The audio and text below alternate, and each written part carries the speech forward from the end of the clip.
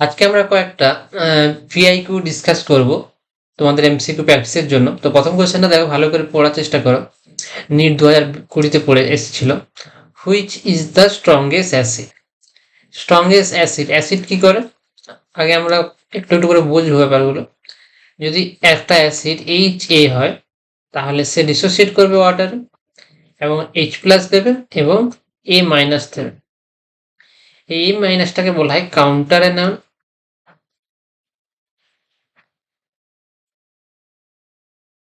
এটাকে বলা হয় কনজুগেট বেস।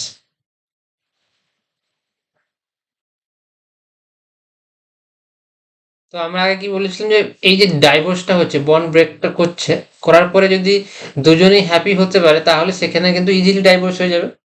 তো এই কারণে আমরা বলছি কনজুগেট বেসের স্টেবিলিটি যত বেশি হবে, কনজুগেট মানে যে অ্যানায়নটা তৈরি হবে, বেস স্টেবিলিটি স্টেবিলিটি যদি বাড়ে তাহলে কি হবে, অ্যাসিডিটি বাড়বে।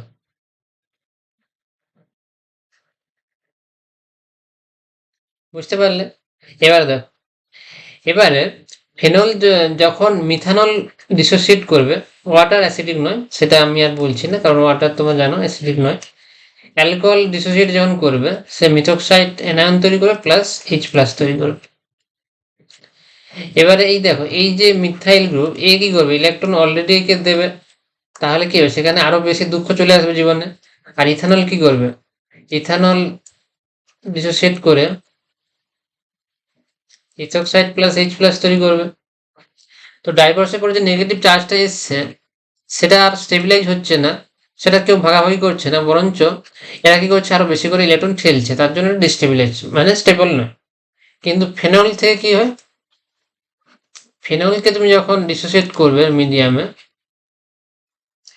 সে ফেনক্সাইড বানাবে প্লাস H+ বানাবে।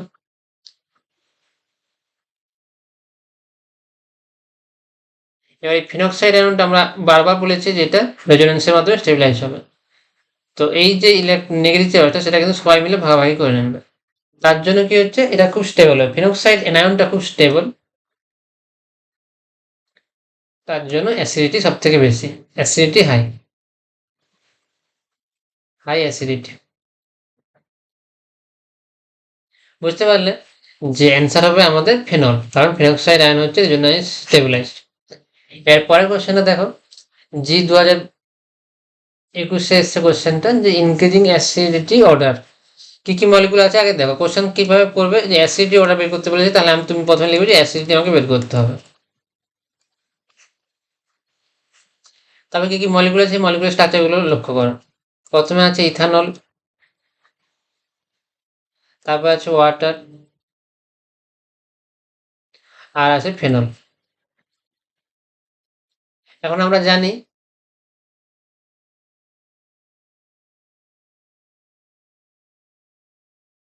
আমরা কি জানি যে আমাদের অবস্থান কিভাবে সলভ করবে, ফেনল সব থেকে বেশি অ্যাসিডিক, তাহলে চারটে অপশনের মধ্যে ফেনল কি প্রথমে সব থেকে বেশি অ্যাসিডিক, যে অপশনগুলো আছে সেগুলো চেক করো। ফেনল আছে এর সব থেকে বেশি, সব থেকে ফেনল।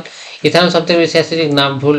ওয়াটার সব থেকে বেশি অ্যাসিডিক, ভুল। তাহলে এই দুটো কোশ্চেনকে এলিমিনেট করে দিলাম, তাহলে আমরা এলিমিনেট করে দিলাম দুটো অপশনকে। এরপরে দেখো ফেনল হয়ে গেছে ফিক্সড, এবার ওয়াটার আর ইথানলের মধ্যে কি বেশি অ্যাসিডিক, ওয়াটার আর ইথানলের মধ্যে সেখানে দেখা গেছে যে ওয়াটার বেশি অ্যাসিডিক, এর পিকে ভ্যালু হয় লোয়ার, পিকে ভ্যালু লোয়ার, আর পিকে লোয়ার মানে মোর অ্যাসিডিক, তার জন্য মোর অ্যাসিডিক।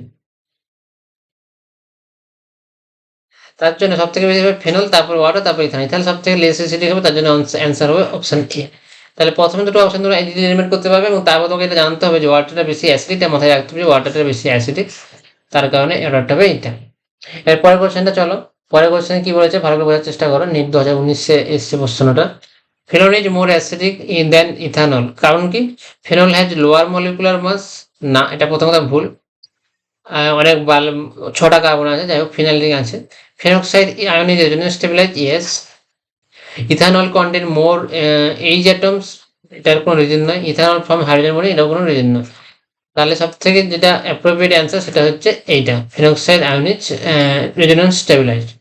তাহলে আজকে আমরা 3টে কোশ্চেন আলোচনা করলাম। তো তোমরা বুঝতেই পারছো যে টপিকগুলো থেকে আমরা বারবার পড়াচ্ছি, যে টপিকগুলো খুব ইম্পর্টেন্ট, এবং সেই টপিকগুলো থেকে কিন্তু বারবার কোশ্চেন আসছে।